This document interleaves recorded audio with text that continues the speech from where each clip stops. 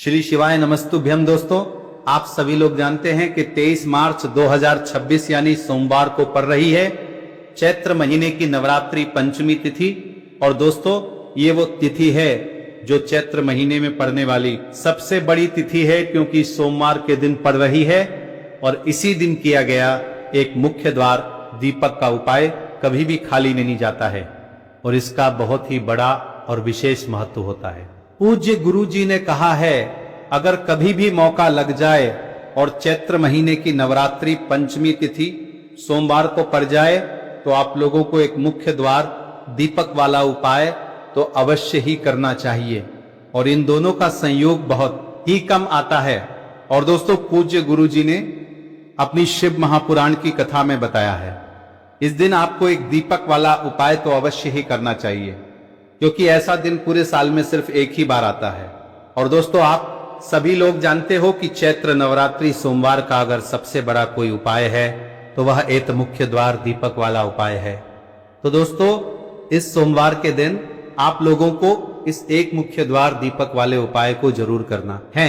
बहुत सारे लोग होंगे जिन लोगों ने इस उपाय को ना किया हो, मतलब पूरा साल निकल गया और उन्होंने किसी भी दिन इस दीपक वाले उपाय को ना किया हो। पर दोस्तों, आपके पास एक आखिरी मौका बचा हुआ है, जो कि 23 मार्च 2026 के दिन है। तो इस दिन आप लोगों को इस वाले उपाय को जरूर कर लेना है।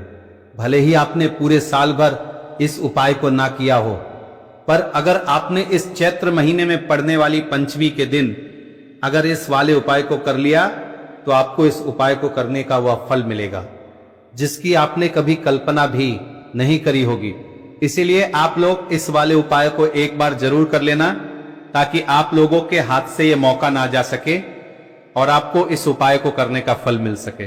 दोस्तों, यह उपाय पंडित जी ने अपनी अभी की ही शिव महापुराण की कथा में बताया है, जिस उपाय को आज हम आपको बहुत अच्छे से समझाने वाले हैं। इस वीडियो को देखने के बाद इस उपाय को समझने के लिए आपको कोई और वीडियो को देखने की जरूरत नहीं पड़ेगी। तो चलिए दोस्तों, उपाय को शुरू करते हैं। देखिए, यह इस चैत्र महीने के सोमवार के दिन यह इतना खास होता है, इतना महत्वपूर्ण होता है। देखा गया है कभी कभी बड़े बड़े पूजा पाठ अनुष्ठान से जो मनोकामना पूर्ण नहीं होते, वह इस चैत्र महीने के नवरात्रि पंचमी के दिन एक छोटे से उपाय करने से ही आपकी मनोकामना पूर्ण हो जाती है। और बहुत सारे लोगों ने इस उपाय को किया भी है और उनको इस उपाय को करने का फल भी जरूर मिला है। अगर आप लोग भी इस उपाय को सोमवार नवरात्रि पंचमी के दिन करना चाहते हैं तो आप इस उपाय को पहले अच्छे से समझ लेना, सुन लेना, उसके बाद करना। आपको इस उपाय का फल जरूर मिलेगा। और इस उपाय को कर लेने से आपके घर में चाहे किसी भी प्रकार की दुख और समस्या क्यों ना चल रही हो, आपको उसका कारण भी नहीं पता है कि भाई यह समस्या किस कारण से चल रही है। उसका कुछ भी कारण हो सकता है, जैसे पितृदोष हो सकता है या किसी भी तरह का मंगल दोष भी हो सकता है।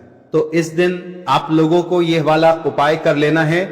यह एक ऐसा उपाय है जिस उपाय को अगर किसी विशेष दिन का जो है वह तो हमें मिलता ही मिलता है, पर हमने उस दिन पर इस उपाय को किया है तो हमें उससे भी बड़ा फल मिलता है और फल बहुत जल्दी मिलता है, क्योंकि आप इस उपाय को बहुत ही बड़े और विशेष दिन पर कर रहे हो। तो चलिए अब उपाय के बारे में बात करते हैं। लेकिन उससे पहले आप लोगों को यह जानना आवश्यक है कि आखिर यह उपाय किस समय करना है, किसको करना है और कैसे करना है। तो चलिए हम आगे आपको वीडियो में एक एक करके बता देते हैं। लेकिन उससे पहले अगर आप लोग हमारे चैनल पर नए हैं तो हमारे चैनल को सब्सक्राइब कर लेना और इस वीडियो को लाइक करके कमेंट बॉक्स में श्री शिवाय नमस्तुभ्यम ओम नमः शिवाय जरूर टाइप कर देना।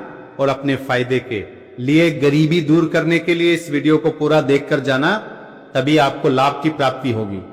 यदि आज आपने वीडियो को बीच बीच में से देखा, काट काट कर देखा, तो आपको जीवन में कभी सफलता हासिल भी नहीं। तो दोस्तों, इस एक मुख्य द्वार दीपक वाले उपाय को हमें इस सोमवार के दिन कैसे करना है, किसको करना है, किस समय करना है और कहां पर करना है, ये सारे सवालों के जवाब आपको इस वीडियो में मिल जाएंगे। और जो यह वीडियो देखेगा भाई, उसको एक मुख्य द्वार दीपक वाला उपाय जरूर करना चाहिए, क्योंकि इस दिन दीपक का भी बहुत ही बड़ा और विशेष महत्व होता है। और जब बात आ जाए ऐत मुख्य द्वार दीपक की, तो यह सोने पर सुहागा वाली बात हो जाती है और यह एक बहुत ही बड़ा उपाय हो जाता है इस चैत्र नवरात्रि पंचमी तिथि का। अब हम समझते हैं इस वाले उपाय को हमें करना किस समय है। इस ऐत दीपक वाले उपाय को हमें सोमवार के दिन करना किस समय है। तो देखिए, इस उपाय को करने का जो समय है वह सुबह का समय है और शाम का समय भी है। अब देखिए, यहां पर हम मुख्य रूप से सुबह का समय नहीं बोलेंगे क्योंकि 23 मार्च 2026 नवरात्रि सोमवार पंचमी का दिन है और इस दिन प्रदोष काल के समय का बहुत महत्व होता है। बाकी अगर सुबह के समय भी करेंगे तो भी अच्छा होगा, उसमें कोई भी दिक्कत वाली बात नहीं है। तो चलिए जानते हैं इस विशेष उपाय के बारे में। लेकिन उससे पहले एक प्रार्थना, अगर आप इस चैनल पर नए हैं तो आप इस वीडियो को लाइक करें, चैनल को सब्सक्राइब करें और कमेंट बॉक्स में आप अपनी राशि या अपना नाम जरूर डाल दें, क्योंकि हम राशि से जुड़ा भाग्य भी बताते हैं और भाग्य में चल रही परेशानियों को दूर करने के लिए वह आसान से आसान उपाय भी बताते हैं। चलिए अब हम अपने सबसे पहले उपाय की बात कर लेते हैं। देखिए, चैत्र मास के दिनों में विशेषकर भगवान शिव और माता पार्वती और विष्णु भगवान का पूजन किया जाता है। अब साथ ही साथ चैत्र नवरात्रि सोमवार का दिन भी पड़ गया है, तो ऐसा समझ लीजिए आपके जीवन में धन भी आएगा, सुख भी आएगा, धन बढ़ेगा भी और साथ ही साथ आपके जीवन के सारे संकटों को भगवान शिव जी दूर कर देंगे। तो चलिए सबसे पहले बात कर लेते हैं सबसे पहले उपाय की, जो कि सोमवार वाले दिन आपको विशेषकर करना है। और इस उपाय को करने से आपकी कोई भी ऐसी इच्छा, कोई भी विश जो अभी तक अधूरी है, पूरी नहीं हो रही है, तो आपकी बड़ी से बड़ी विश और मनोकामना भी पूरी हो जाती है। जब आप नवरात्रि पंचमी वाले दिन इस पहले उपाय को कर लेते हैं तो देखिए, आप सभी जानते हैं कि श्री हरि विष्णु जो है उन्हें तुलसी दल सबसे प्रिय है। बिना तुलसी माता के श्री हरि विष्णु अधूरे हैं और बिना तुलसी पत्तों के श्री हरि विष्णु का भोग अधूरा है। अब श्री हरि विष्णु को प्रसन्न करके आप अपनी किसी भी मनोकामना को पूरा कर सकते हैं, क्योंकि श्री हरि विष्णु प्रसन्न हो गए तो आपकी कोई भी विश और इच्छा, मनोकामना अधूरी नहीं रहेंगी। तो आपको तुलसी के 5 पत्ते लेने हैं।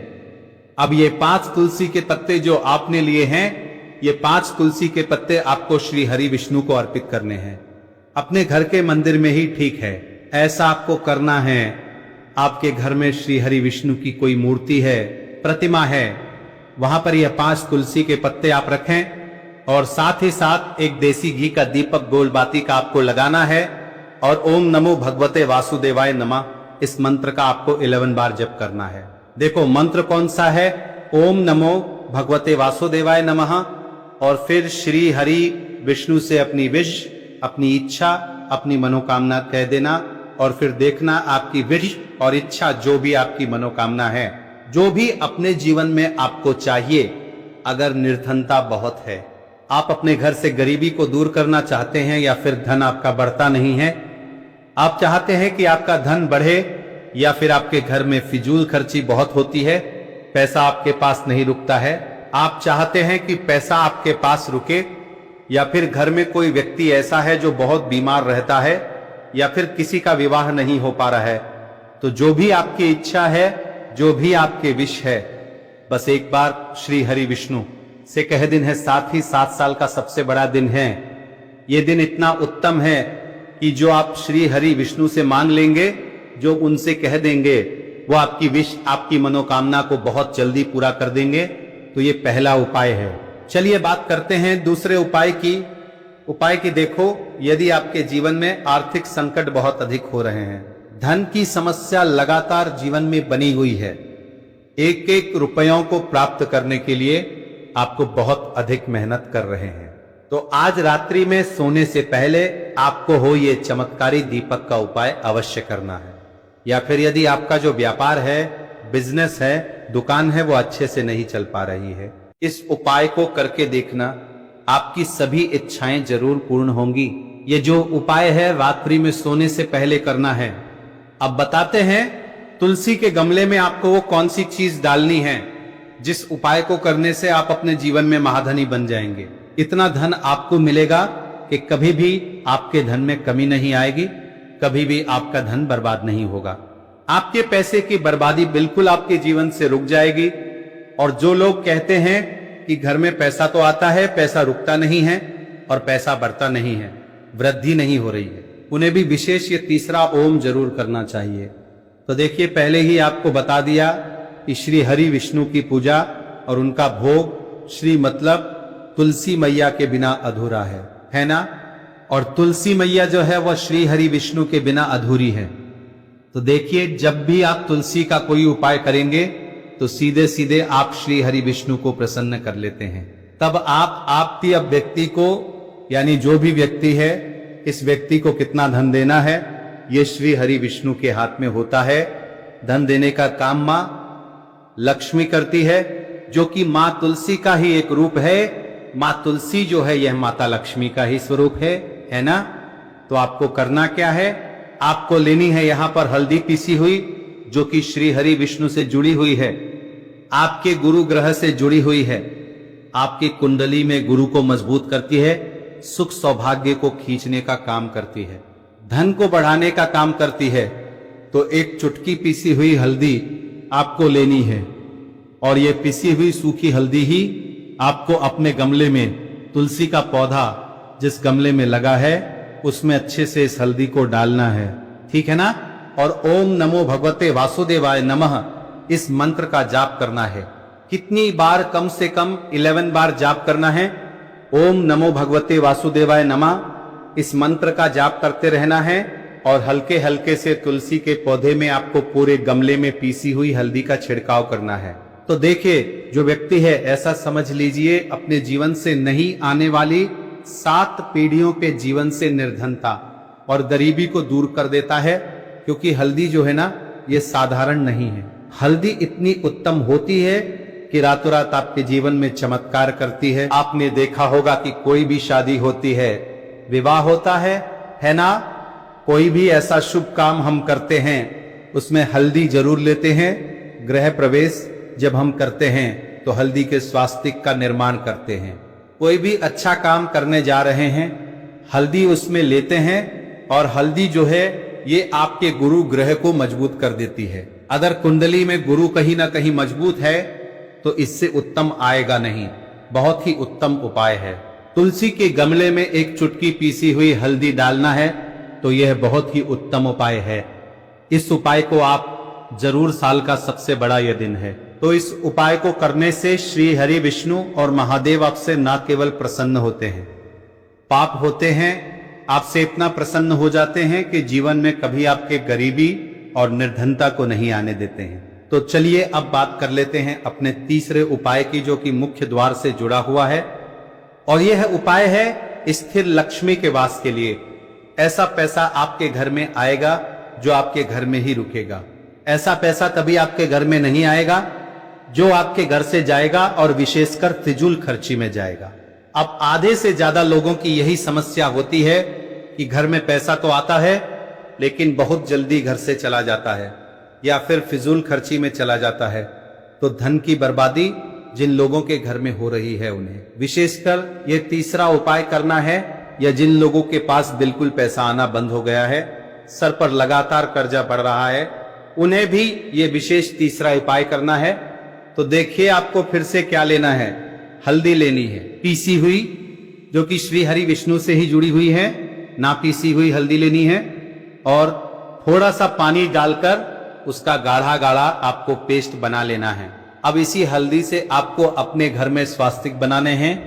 कितने स्वास्तिक? एक स्वास्तिक आपको बनाना है अपनी तिजोरी पर, जिसमें आप पैसा रखते हैं। चाहे तो आप संदूक में रखते हैं, अलमारी में रखते हैं, जिस चीज में भी पैसा रखते हैं, बस वहां पर हल्दी से एक स्वास्तिक बनाना है। दूसरा स्वास्तिक आपको कहां बनाना है? अपने घर के मंदिर में, है ना। और 2 स्वस्तिक आपको बनाने हैं अपने घर के मुख्य द्वार पर बाहर की तरफ। हल्दी से 4 स्वास्तिक आपको बनाने हैं। 2 स्वास्तिक मुख्य द्वार पर बाहर की तरफ, एक तिजोरी पर, है ना, और एक अपने घर के मंदिर में। बस यह उपाय आप तो देखिए, जो धन की तिजोरी है उसमें पैसा भरा रहेगा। कभी भी धन की तिजोरी धन से खाली नहीं होगी, क्योंकि जहां पर हल्दी का स्वस्तिक एक होता है वहां कभी धन की कमी नहीं होती है। हमेशा वहां पर धन की देवी माता लक्ष्मी वास करती हैं, क्योंकि हल्दी किससे जुड़ी हुई है? श्री हरि विष्णु से। और मां लक्ष्मी कहां होती है? जहां श्री हरि विष्णु वास करते हैं। अब बात करें कि आपके घर का मंदिर जो है उसमें अगर आप एक स्वास्तिक बनाते हैं तो आपके घर से ऊर्जा जो है पूरे में ऊर्जा फैलती है ना? तो आपके घर में पॉजिटिव एनर्जी बढ़ती है, सकारात्मक ऊर्जा बढ़ाती है। जब आप अपने घर के मंदिर में हल्दी का स्वस्तिक बनाते हैं, आपके घर से बुरी शक्तियां, नेगेटिव एनर्जी जैसी चीजें बिल्कुल आपके घर में नहीं रुकती है। मुख्य द्वार को इतना उत्तम होता है कि मुख्य द्वार से ही मां लक्ष्मी की नजर सबसे पहले आपके मुख्य द्वार पर ही पड़ती है। और मुख्य द्वार पर अगर आपने हल्दी के स्वस्तिक बना दिए तो मां लक्ष्मी देखते ही प्रसन्न हो जाती है, क्योंकि यह श्री हरि विष्णु से जुड़ी हुई है ना? और हल्दी के स्वास्तिक जहां पे जो व्यक्ति अपने घर के मुख्य द्वार पर बनाते हैं, ऐसा समझ लीजिए मां लक्ष्मी उनके घर में वास करती ही करती है और कभी भी ऐसे घर को फिर छोड़कर नहीं जाती है। स्थिर लक्ष्मी का वास आपके घर में होगा। यह हल्दी के स्वादिन बहुत ही उत्तम है। साथ ही साथ कोशिश करें कि इस दिन गाय माता को हरी घास अवश्य खिलाएं। अगर आपको हमारी ये वीडियो पसंद आई हो तो हमारे इस वीडियो को लाइक करें, चैनल को सब्सक्राइब करें, कमेंट बॉक्स में लिखे हर हर महादेव, जय मां लक्ष्मी। अब बात करते हैं अगले उपाय की। हम सभी के घरों में माता तुलसी का पौधा अवश्य ही होता है। तो देखिए, हमें तुलसी जी के पौधे से सबसे पहले तो 3 पत्ते तोड़ने देखो। एकादशी वाले दिन आपको तुलसी के पत्ते नहीं तोड़ने। तो देखिए, तुलसी जी के आपको 3 पत्ते तोड़ने लेने हैं और इन तुलसी जी के पत्तों को तोड़ने के बाद आपको एक चुटकी हल्दी भी अपने साथ में लेनी है। हल्दी के अंदर आपको जल मिलाकर के पेस्ट के रूप में तैयार करना है और इसी के साथ में आपको एक दीपक भी लेना होगा। दीपक आप मिट्टी का भी ले सकते हैं, आटे का भी ले सकते हैं और इस दीपक में आपको शुद्ध घी डाल के इसमें आपको लंबी रुई की बाती का प्रयोग करना है। देखिए दोस्तों, आपके पास 3 तुलसी जी के पत्ते हैं। तो पहला जो तुलसी जी का पत्ता है उस पर आपको सबसे पहले तो जो आपने हल्दी ली है उसकी एक बिंदी लगानी है। और पहला जो तुलसी जी का पत्ता है, आपके घर में भगवान विष्णु का चाहे कोई सा भी स्वरूप हो, चाहे लड्डू गोपाल जी का स्वरूप हो या फिर भगवान कृष्ण की आपके मंदिर में प्रतिमा हो या फिर भगवान श्री राम की प्रतिमाएं, उनके सामने आपको पहला तुलसी जी का पत्ता अर्पित करना है।